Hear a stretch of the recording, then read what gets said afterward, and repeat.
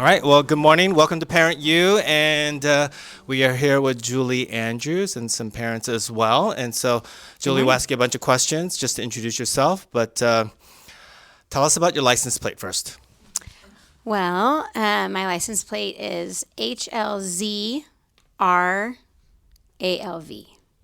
and that is because I am Julie Andrews, and the hills are alive. So Yeah. that is my license plate. And But- my Instagram handle, But what was your maiden name before that? Lehman, Okay. Julie Lehman.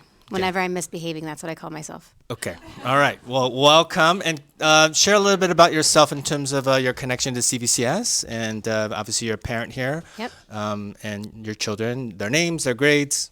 Sure. I have two kids here at CVCS. I have a 7th grade son, Tom, and my daughter, June, is in the 5th grade. And we've been here. This is our 5th year at the school. 5th year. Awesome. And what do you currently do besides being a 24/7, 365 chief executive officer of the household? Besides that, what do you do in terms of your church ministry? I oversee the family life ministry at the Shoreline Church, and that entails marriage, men's, women's, and any family events. Awesome. You just came off amazing women's retreat with downpour rain. Yep. And also women's ministry breakfast or Brunch. event. Yep. Our annual Yeah. women's brunch. Yeah, Okay. about 300 women. Yeah. It's a great time. Amazing. Well, let's begin our time, and I want to open us in prayer if we could, and then we'll go through some questions. And we're going off of George Barna's book, Raising Spiritual Champions, and just kind of talking about the role of family and the role of the local church and how we go about that and that balance. So if you would mind. Lord, we thank you for this morning. Thank you for the parents that are here, and thank you for Julie and just being able to share her testimony, her life, and how she raises her children, and how her ministry at the church also really serves as an amazing way to complement what this Christian school is doing as well. Continue to bless her and her ministry and her family as well during this Christmas season. We pray this in your name. Amen. Amen. All right. So we've had a couple of the podcasts before, and we had Sarah Boyd, Lindsay Almquist come and share as well. And so we had a wonderful time along with Catherine, Jen from Mariners Church. And so this is really more about in terms of the family and how we go about discipling kids. And I know your kids are younger. My kid's a little bit older, so I'll chime in here a little bit and basically speak on behalf of my wife, since she was the real spiritual champion raiser in our household. But let's go a little bit back in terms of your background. So before we dive into that, could you share a little bit about your faith journey and how you came to know Jesus and what has shaped your walk with him as a mom and as a ministry leader? Well, my faith is, in this grand scheme of my life, relatively new. I came to know Jesus in my mid-30s, but I was raised going to church. I was born and raised in Orange County. I've lived here my entire life. I grew up in Irvine. 2 incredible parents. I have one sibling, my brother, and he's still to this day one of my very best friends. And like I said, we did go to church, but it was just that. It was church. We went to church because it was a tradition that my mom followed. And, you were a good person if you went to church. And so we went most weekends, I would say, for my early childhood. And then by the time we got a little bit older, it was Mother's Day, Easter, Christmas, the trifecta. And by the time I was ending high school, we were not going at all. And at our home, I don't think we've ever prayed as a family, still probably to this day, not my family, but my growing up family. And there was no mention of Jesus. His name was never mentioned in my home. We never had a Bible, talked about what we learned at church. It was just that. It was a tradition. And from a really early age, I was rebellious. I had a rebellious spirit. I was always seeking and for something. And that took on different forms throughout my whole life. When I was younger, it was friends, friendships, cool circles, and being a part of the it crowd. And then by the time I got to high school, that became a little dangerous because that crowd was getting into trouble, and I went right along with them. And that continued through college, and then into my 20s. I just still that seeking, that longing for, I don't know, I feel like I had a void in my life. And And then it transpired in my professional life. I was always seeking status and more money and keeping up with the Joneses.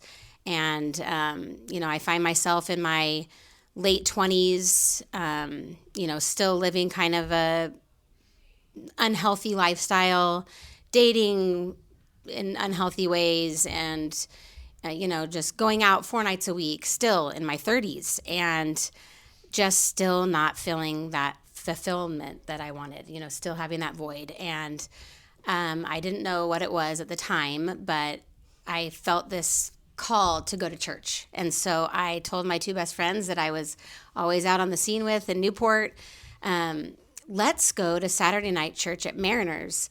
And I think I had heard that somebody met someone at a singles group or something. And so I was like, maybe, I don't know, maybe we'll go find someone there. And so I convinced these 2 best friends of mine to go to Mariners before we went out to dinner on a Saturday night. And they introduced this new program that was coming out. And they didn't give a lot of information. It was this extremely compelling video, really well done. If you've been to Mariners, they do everything very well. And it was called Rooted. And I didn't know what it was, but we got to dinner afterwards, and I kept talking about it. And they both didn't really think 2 things of it. And now I know that it was the Lord that was stirring in my heart. And I signed up from my cell phone at the dinner table to do this Rooted. And 2 weeks later, I showed up without a Bible to what I found out was a 10-week discipleship course, really just going through exactly who Jesus was and why we can know that he is who he says he is. And from that moment, I sat down. I was assigned to a group with 12 people of all ages, old 75-year-old man, a 19-year-old girl, just this whole group. And within 2 or 3 weeks, everything clicked. And I knew that the thing that had been missing my entire life was a relationship. It makes me emotional every time. A relationship with Jesus. And that changed the complete trajectory of my life. I was working in real estate at the time. And even looking back now, the fact that my job is in ministry is absolutely mind-blowing. And so, from that, I committed my life to Jesus. I was baptized, and the rest is history. And here I am talking about the importance of church. Wow. Thank you for sharing that. Just curious, the rebellious side didn't lead to criminal activity, right? Not much. Just want to make sure we're clear on that. Okay. Well, I think everyone had various forms of rebellion. I had my own various forms as well. And so you went to church looking to meet someone. I actually went to church because I was looking for a prom date. So, See, look at us. And I didn't find a prom date, but I found Jesus instead. And so that turned out okay. And it turned out great in many ways. And so, most people in ministry never think that when they're 5, I want to become a minister or become a pastor. So it's always those who don't think it's going to happen or who don't want to do it. Usually God has a way of bringing them into ministry. So, awesome. All right. Thank you for sharing that. So that's interesting that you share that you came to really have a deep personal relationship with Jesus in your 30s, because in the book, it talks about how a Christian worldview is shaped and formed when students are really, really young, especially in the elementary years. And or a lot of times people in their 50s and beyond, they come to take life a little bit more seriously as they're realizing, what did I do with my life? And I did all this work, but now I need to figure out what I'm going to do to make my life significant for the last, decades of your life.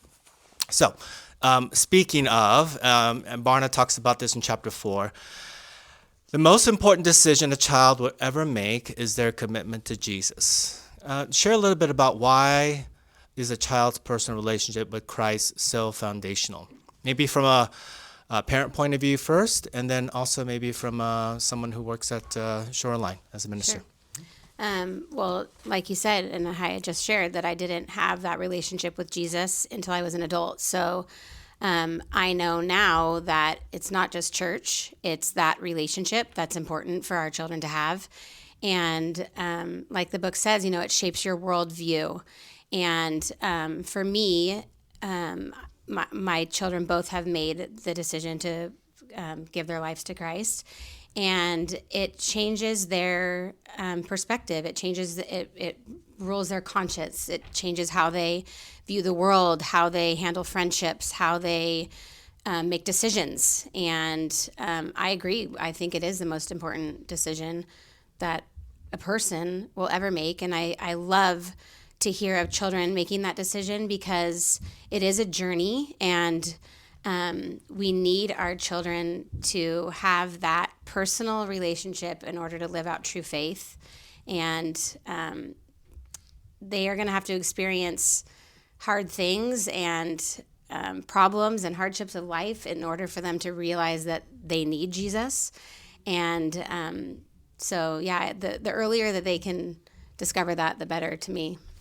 How do you see that manifest at your church in terms of kids? And how does the children's ministries complement that along with parents? Our church, they are, especially our children's ministry pipeline is what it's called.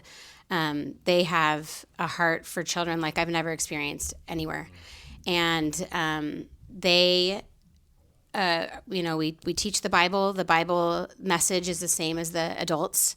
And they send us tools every week for us to have conversations at home to tie in what the kids are learning and we're learning. And that goes from preschool all the way up through high school. So.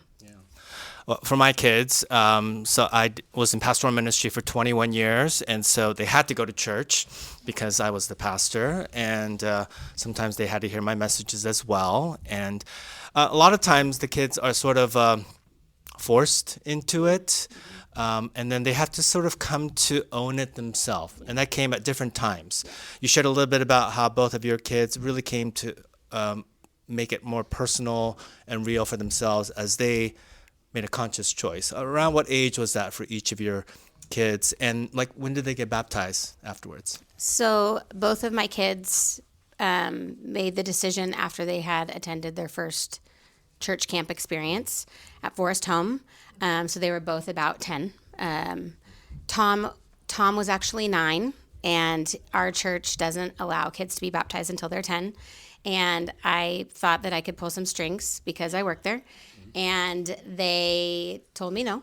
And I'm actually really grateful for that because it gave me the chance to see that Tom wasn't doing it because of a camp high. He'd waited that full additional year, and he was still pursuing baptism. So, yeah.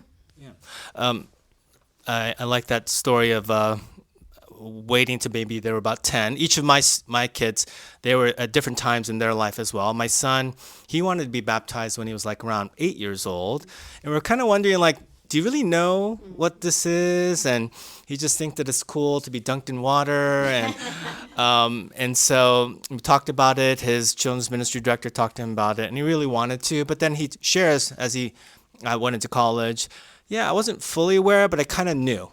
And so we're like, okay, we understand. And my son, he did it when he was a freshman after Hume Lake camp as well. And my daughter, she did it when she was in junior high after she went to a middle school camp through her school that she attended at the time. And so it's a beautiful thing when parents hear their child wanting to be baptized and the reasons for it and talking them through that. So thank you for sharing that. Parents often wonder when their child is ready to really make a true commitment.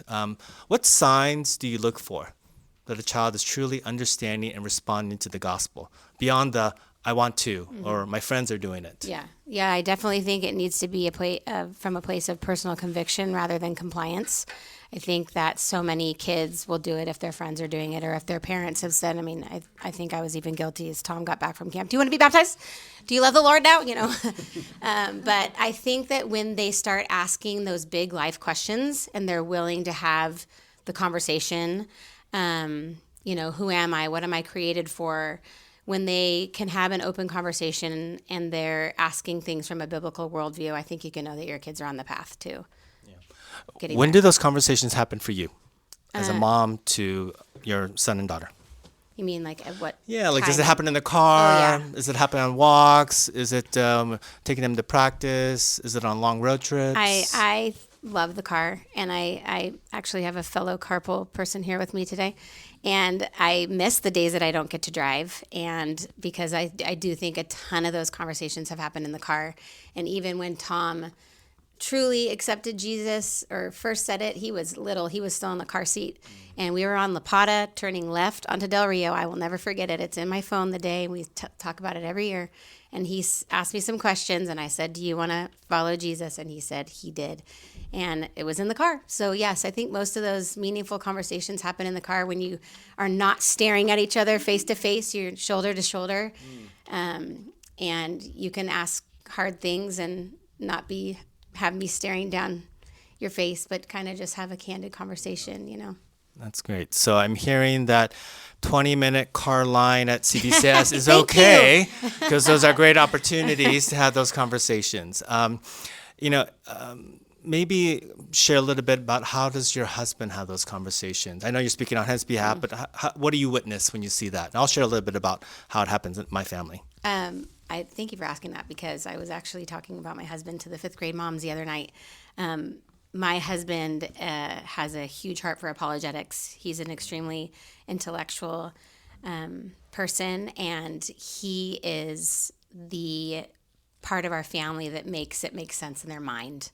So for me, even when I, came to know Jesus, it was a heart thing, and I love that. But Tyler, my husband, really helped it all make sense to me in my head.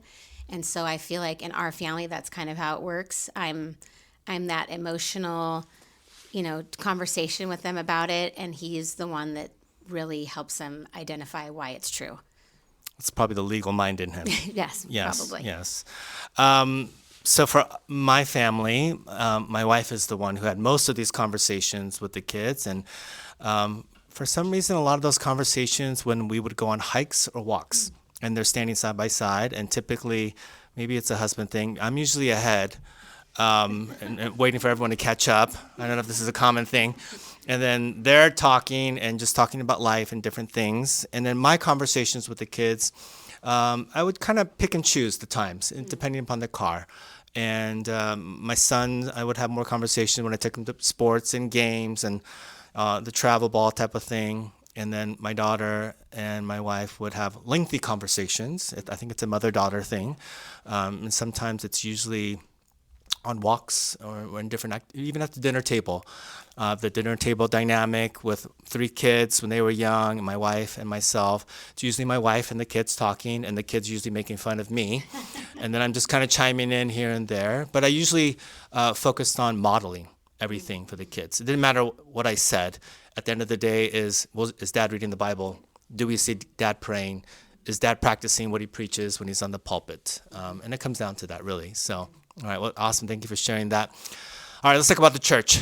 This could get uncomfortable for some. Barna stresses that the local church is essential, not optional, for raising spiritual champions. Why is weekly, consistent engagement in the local church so important for families? I'm so glad you asked. I think that I couldn't agree more. And for me, the first reason is because we're called to. God tells us to go to church. He says in Hebrews, never stop meeting. I think of the book of Acts when I think of church and the early church. And by the end of Acts, they're praying together, worshiping together, eating together, and every day the Lord was adding to the number of those that were being saved. So we are supposed to go to church. And I'm really passionate because I work at a church, and I never thought in a million years I would work in a church. I've only been on staff there for 5 years, but church isn't going on Sunday either. I think that you can so often fall into this pattern of being a consumer of church, and if you read the book, he talks so much about the outcome if you're a Sunday attendee. And look at me. I was a Sunday attendee with my family, and I didn't know and love Jesus until I was an adult. So I also think that that's where you find true community and you learn how to serve. I think even of Rick Warren's book, the first line, it's not about you. And the earlier our children can learn that, the better I think their life will be, because life is hard, and the payoff of serving is fellowship. And just because I work at a church, I think of a Sunday or a weekend in our services, 25% of the of the weekend is pulled off by staff. 75% is volunteers. The church isn't the staff of the church. The church is the body. Like it's all of us. So I think that it's important to get plugged in and serve with your family and go on mission trips with your family and do the midweek events and get your kids involved from a young age. Kids, we know, all of you moms, that kids thrive with repetition and routine. And if that's part of their routine, going to church 3 days a week, that just will be part of their makeup as they go through life. It'll be a place that they continue to go to, I believe.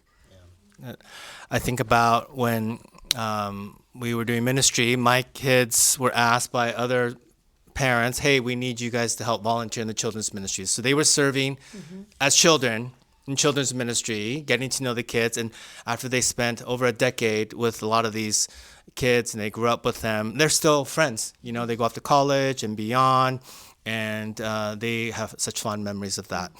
Now we know the reality that families face as the kids get older and older is there's this thing called travel ball, club sports, and competitions, and then also I would even say the temptation to just make it online, and where we don't go to church, where we just watch it online. Give us some thoughts in terms of how those things really compete and what it does to erode in terms of like what we're trying to convey to our children when we make choices to choose competitions and travel ball and weekend sports over church. So many of those things are good things, you know, and I think that is the problem. Sometimes we put those things that are good above the Lord, and I think we all know what the outcome will be there. I think that for my family, we, made a decision early on that our hope and our only and greatest hope is for our children to grow up to know and love and follow Jesus truly. And so we committed to going to church and being a part of church. So I think that you have to think about that as a parent. I know that most of you know if your child is an athlete, there's a chance that, I think it's like 0.01% that they're going to go on and become a professional athlete, and maybe a little bit more for them to go on and get a scholarship to college. But will they forfeit their faith for that? To me, it's not worth it. And but to some people, it is. I mean, I don't. It's easy for me to say I don't have travel ball players either. But I also think that there are other ways. If you can't go to church on Sunday, then you need to make it a priority. You need to find a church that has a Saturday night service, a Friday night service, a midweek service. Partner up with your friends and see what nights their youth groups are so that your kids can go there. There's other ways because, you do miss church. But I really think that when you're showing your family this isn't our priority, you are our priority, and your athletics or your whatever, you're putting them on a pedestal that they probably shouldn't be put on even. So true. I know that as a family, we went down that travel ball road as well, and our daughter was a very talented softball player, and I had high hopes for her to go to Harvard and play softball when she was 10. I'm sorry. I told that she needed to do that, and we were traveling, and we, as a pastor, sometimes she was missing church as well to go to tournaments, but we're asking ourselves at what cost? And praise God, she's the one who basically said when she was 15, I don't want to do this anymore. And we're like, okay. And then my Harvard hopes went down, but that was okay. She ended up going to UCLA, and she said, I don't need softball to get into college, Dad. I can do this on my own merit and academics. And I was like, you're right. And so weekends became wonderful when we stopped playing travel ball. For us, we actually, my wife and I sat down and had coffee on Saturday morning, and it was nice. But I know that it becomes a huge temptation because the glimmer of hope makes you think that it's all worth it at the end. But at the end of the day, it really is, what will our children remember from those times? And none of my 3 kids play professional sports now, but they all talk about their church experience, and such an important thing. All right, we're kind of headed home here. I have a question about just even partnering with church, school, like CVCS, and just homes. At CVCS, we see church and home as the primary discipleship environment. you send your students here to CVCS. How can schools like CVCS partner with churches and parents to reinforce spiritual formation? I'm not trying to butter you up, but I think okay. that the school is doing a very good job. I don't think that we would still be here if you don't practice what you preach. And I think that it starts with just mirroring some of those disciplines that we do have at home, which I see here all the time: prayer, praying before things, worship, discussing the Bible. Also, the way that I've seen conflict handled here has been just such a gift to me. It's even helped me in my own parenting.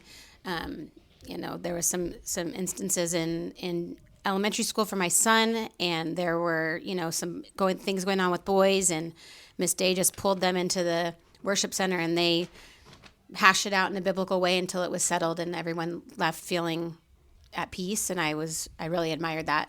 And so I think that mirroring the way that we parent at home and implementing those disciplines is really important. I also think, as we've spoken before, maybe finding a way to bridge the church and the school in a way with a liaison or someone, so all the parents could be informed of all the opportunities that they have at different churches in town. So, Shoreline has middle school on Thursday nights, but maybe there's an athlete that can't go on Thursday night, or someone has dance or whatever. But if we knew what every church had going on, it would be cool. And I think that churches have different marriage events. I know that Harbor Point had a marriage event not too long ago, and I'm just an advocate for every part of your life to be in church. So I think it would be cool if we could see what's going on in the life of the church around the city.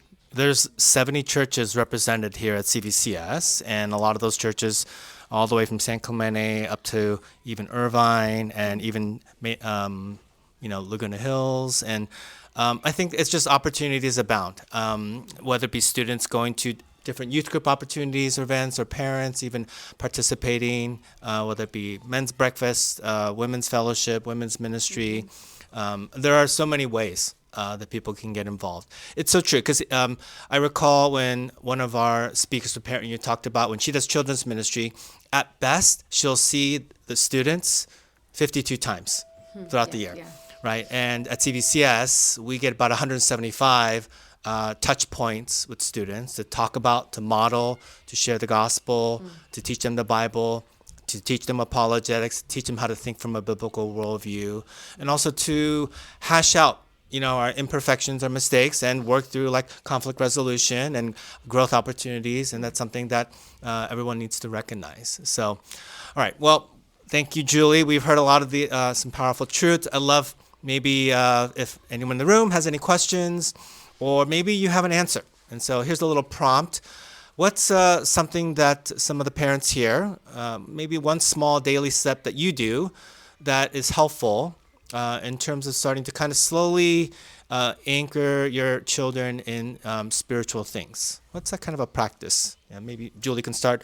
What's something that you kind of do with your students? Is it like a prayer in the car, or is it a certain type of a family tradition where you pray, or something that you as a family before or after church? I pray over my kids every night, and even Tom is getting old, and they want to put themselves to bed, and I sometimes feel silly. And so I was telling my pastor, Pastor George, when did you stop putting your kids to bed? And he said, I never did. Never give away that opportunity. So I've just embraced it. And there are certain prayers that I say over them, and they both know them. And I always pray that their conviction to do right is so strong that they can't even fall into the sin that they're considering. I pray that the Lord would bless them, keep them, shine his face upon them, and give them peace. So when they get that Bible verse in their things, they're like, we know that.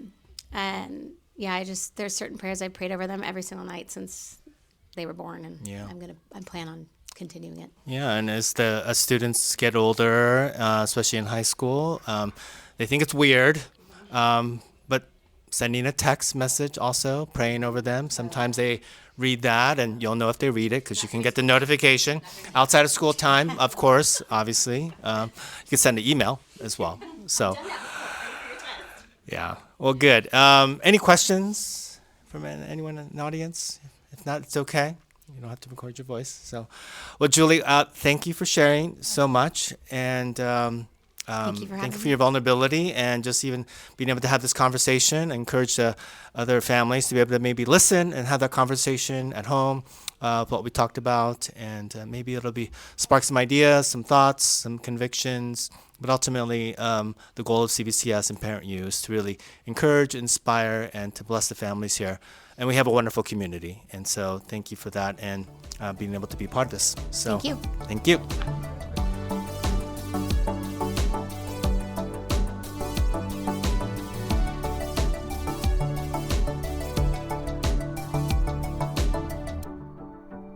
This episode has been a production of the Capistrano Valley Christian Schools Podcast Network. Be sure to check out, subscribe to, and leave a review of this show and the other shows on our network on your podcast player of choice. Doing so supports the school community in a multitude of ways. For more information about the CVCS Podcast Network or any of our other shows, check out cvcs.org or email podcasts@cvcs.org. On behalf of the whole network, this is Mr. Jasper saying thank you again for listening, and stay tuned for more.